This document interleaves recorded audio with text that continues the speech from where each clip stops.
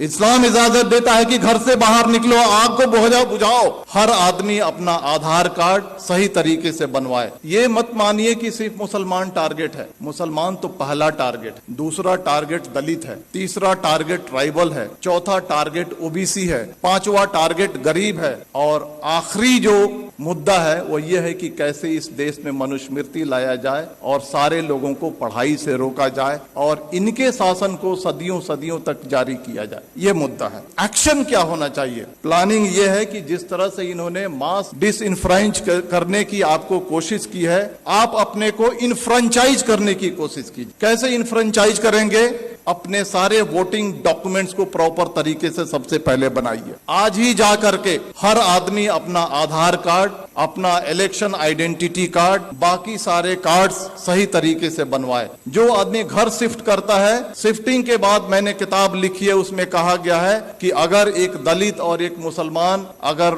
अपने घर को शिफ्ट करता है तो उसके नाम को डिलीट कर दिया जाता है। आप जहां पर जाते हैं नए तरीके से अपने नाम को ऐड कीजिए। आपके मेल को फीमेल लिखा जाता है, आपके फोटो को चेंज कर दिया जाता है। बीजेपी के लोग फॉर्म नंबर 7 के थ्रू आपके वोटर आइडेंटिटी कार्ड को चैलेंज करते हैं। बिना इंक्वायरी के इलेक्शन कमीशन आपके वोटर आइडेंटिटी कार्ड को खत्म कर देता है। आप सजग नहीं है। सबसे पहले आप सजग होइए, सबसे पहले अपने कार्ड्स बनाइए। कार्ड्स बनाने के बाद जो वोटर लिस्ट है उसको उठाइए और देखिए कि महमूद आलम अगर लिखा हुआ है तो उसका स्पेलिंग सही है क्या? हम मेल हैं तो मेल है क्या? फीमेल है तो फीमेल है क्या? हमारा फोटोग्राफ है क्या? इन सारी चीजों को इंश्योर कीजिए और इंश्योर करने के बाद आप यूनाइट होइए। और यूनाइट होने के बाद जिस तरह से इलेक्टोरिकली ये सरकार आपके सर पे बैठी है, उसी तरह से इलेक्टोरिकली इस सरकार को उठा के फेंक दीजिए। जिन लोगों ने कहा था माइनॉरिटीज, मुस्लिम्स, क्रिश्चियन, सिख्स, बौद्ध, जैन,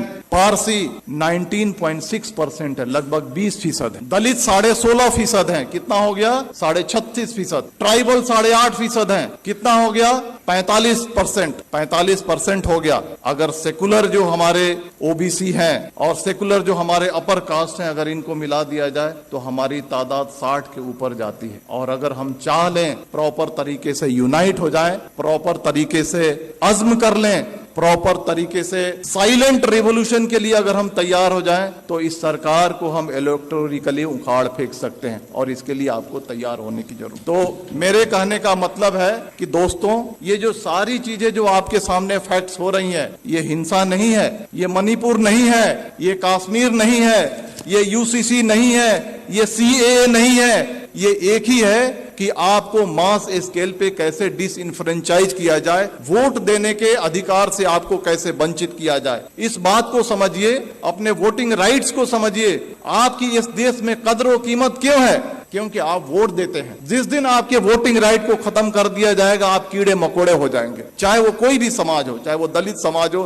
ट्राइबल समाज हो या माइनॉरिटी का समाज हो। अपने राइट्स को समझिए, अपने डॉक्यूमेंट्स को बनाइए और आने वाले इलेक्शन में मैं कहना चाहता हूं कि वोट करना ये लगना चाहिए कि 100% दलितों ने, 100% मुसलमानों ने, 100% ट्राइबल ने वोट किया है। और अगर आने वाले इलेक्शन में अगर आप वोट नहीं करते हैं तो समझ जाइए कि आप अपने मजहब को धोखा दे रहे हैं, आप अपने देश को धोखा दे रहे हैं। अगर बाहर आग लगी हो और घर के अंदर अगर हम चैन से बैठते हैं, इस्लाम इसकी इजाजत नहीं देता है। देखिए, आपके सामने जो बातें हो रही हैं आज, इस चर्चा सत्र के 2 पार्ट है। एक पार्ट है यूसीसी और दूसरा पार्ट है मॉब वायलेंस। हम दोनों को अलग अलग चर्चा करेंगे। पहला मैं कहना चाहता हूं, हम यूसीसी को हम लेते हैं। आज से 6 महीना 1 साल पहले आपने देखा होगा कि लव जिहाद और धर्मांतरण इस देश का सबसे पहला मुद्दा था। अलग अलग रियासतें अपने अपने रियासत में कानून बना रही थी। कर्नाटक की बीजेपी सरकार कानून अलग से बना रही है, मध्य प्रदेश की सरकार अलग से कानून बना रही है, हरियाणा की खट्टर सरकार अलग से कानून बना रही है,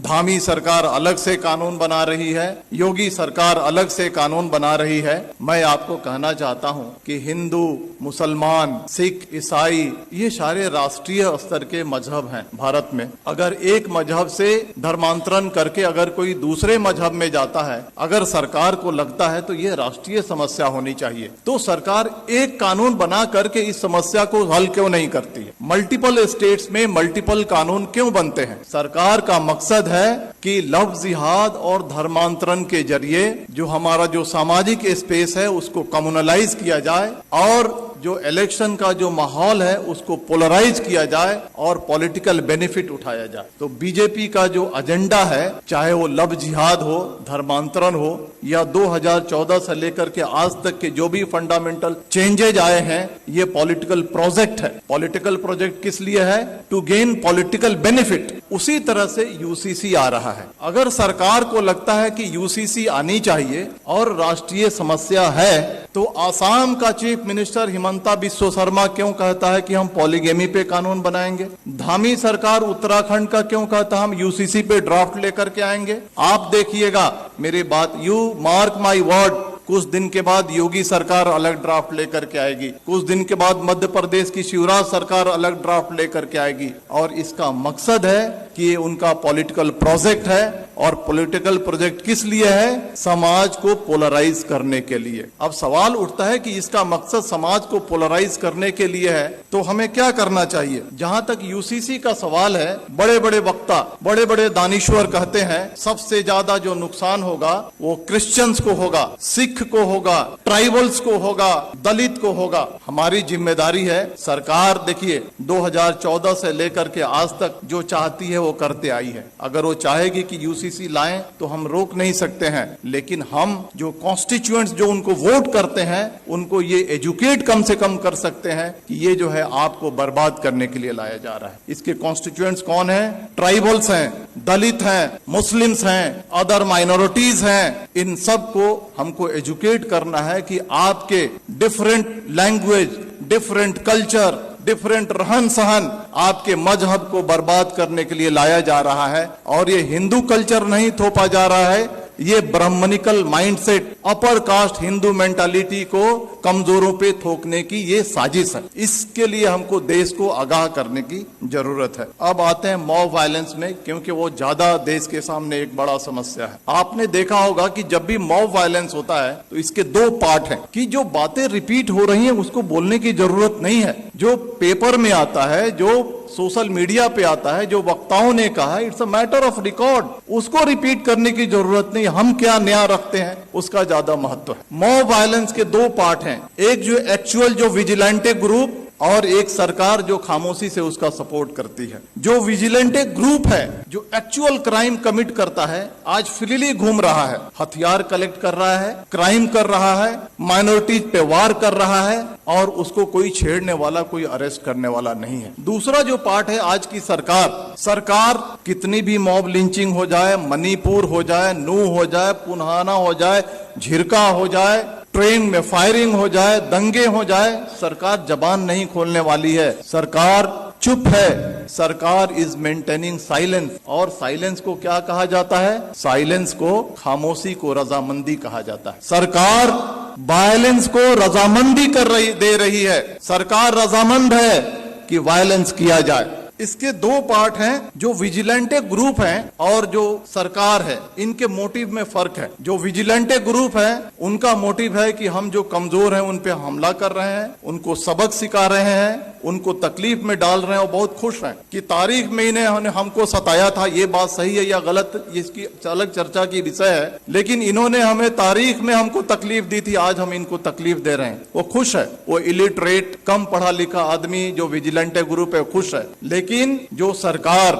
जो ऑर्गेनाइजेशन आरएसएस इस देश को चला रही है, उनका जो एजेंडा है वो एजेंडा बिल्कुल ही अलग है। वो एजेंडा है मास डिसइनफ्रेंचाइजमेंट की, यानी मास स्केल पे आपको वोट देने से वंचित किया जाए। इसको मैं समझाऊंगा, आप मुत्तफिक नहीं होंगे मेरी बातों से, लेकिन मैं समझाऊंगा। 19वीं सदी में सदर्न अमेरिका में gym crow system of mass disenfranchisement लागू किया गया था। कोर्ट ने भी इसकी इजाजत दी थी। यह क्या है कि छोटे मोटे क्राइम में आपको पनिशमेंट हो जाए, किसी तरह की आपने अनुशासनहीनता कर दी, किसी तरह से आपने अपने लाइफ को थोड़ा सा डेविएट कर लिया, इन सारे मुद्दों पे आपको वोट देने की राइट को छीन लिया जाएगा। This is the gym crow system of mass disenfranchisement. वही सिस्टम सरकार धीरे धीरे इस देश में लागू करना चाहती है। चाहे वो कश्मीर का मुद्दा हो, चाहे वो मणिपुर का मुद्दा हो, चाहे वो बुलडोजर का मुद्दा हो, चाहे वो CAA का मुद्दा हो, चाहे वो UCC का मुद्दा हो। ये 5 चीजें मैंने आपके सामने रखी हैं। ये पांचों जो मुद्दे हैं, these are basically hidden agenda of mass disenfranchisement। कैसे कश्मीर से 370 हटाया गया, मोटिव ये है, उद्देश्य ये है कि वहां के पॉपुलेशन को ऑल्टर किया जाए, डेमोग्राफी को ऑल्टर किया जाए। जो मुसलमान चीफ मिनिस्टर बनता है उसको हटा करके अपर कास्ट बनिया या ब्राह्मण या राजपूत वहां पे चीफ मिनिस्टर बैठाया जाए। मणिपुर का जो मामला है, मणिपुर के मामले को हद से ज्यादा तूल इसलिए दिया जा रहा है, सरकार खामोश है, कि वहां के डेमोग्राफी को चेंज किया जाए और वहां के जो लोग हैं जो वोट करते हैं उनको रोका जाए और बीजेपी के रास्ते को साफ किया जाए। बुलडोजर जो चलाया जाता है, बुलडोजर चलाने के बाद आपका घर खत्म हो जाता है, आपकी पहचान खत्म हो जाती है, आप अपना वोटर ID कार्ड नहीं बना सकते हैं, आप बहुत सारी चीजों से वंचित हो जाते हैं। आप ये जो बुलडोजर चलाया जा रहा है, it's a part of disenfranchisement. CAA जो आया था, आपने देखा ना कि NRC करेंगे, फिर CAA को लागू करेंगे, करोड़ों करोड़ों की तादाद में मुसलमानों को डिसइनफ्रेंच करने की ये साजिश थी। UCC जो लाया जा रहा है, छोटे छोटे सिविल मैटर्स को कैसे उसको पनिश करके और उस पनिशमेंट को आधार बना करके आपके वोटिंग राइट्स को छीना जाएगा। आज आपने देखा ना, एक डिफेमेशन केस को आधार बना करके एक राष्ट्रीय पार्टी के बड़े नेता के जब उसके सदस्यता को खत्म किया जा रहा है, छीना जा रहा है, तो आपकी वोटिंग राइट्स कोई बड़ी चीज नहीं है। तो ये जो चीजें जो हमारे सामने हो रही हैं, ये आपके वोटिंग राइट्स को खत्म करने की है। लेकिन बहुत अफसोस की बात है कि ठीक है, बीजेपी के रियासतों में ये हो रहा है, लेकिन कांग्रेस रूल्ड स्टेट्स हैं, रीजनल पार्टी रूल्ड स्टेट्स हैं, OBC बेस की जो पार्टियां वो सरकार में है, जैसे बिहार है वहां पे हैं। लेकिन जब ये कम्युनल एलिमेंट्स कमजोरों पे, दलितों पे, मुसलमानों पे, अदर माइनॉरिटीज पे, ट्राइबल्स पे अत्याचार करती हैं, तो वैसी कार्रवाई नहीं करती हैं जैसी होनी चाहिए। ये बहुत अफसोस की बात। आग बुझाने का यही तरीका है कि अपने अधिकार को समझो। ये नहीं कि हम तफरीह पे निकल गए, ये नहीं कि हम बिहार के हैं तो हम बॉम्बे में हैं तो हम वोट नहीं करेंगे। 10-10 हजार रुपए खर्च करो, फ्लाइट से जाओ, 1 महीना की तनख्वाह को अपने खर्च करो, लेकिन जहां पे तुम्हारा वोट है वहां पर जाकर के 100% ऐसा रिकॉर्ड होना चाहिए, हिस्ट्री में ये बात आनी चाहिए कि आने वाले इलेक्शन में जितने जो कमजोर तबके थे भारत के, उन्होंने 100% वोटिंग की, और तभी जाकर के ये देश बचेगा। इतनी ही बात करके मैं अपनी बात खत्म करता हूं। धन्यवाद। जय भारत, जय Hind. Thank you very much.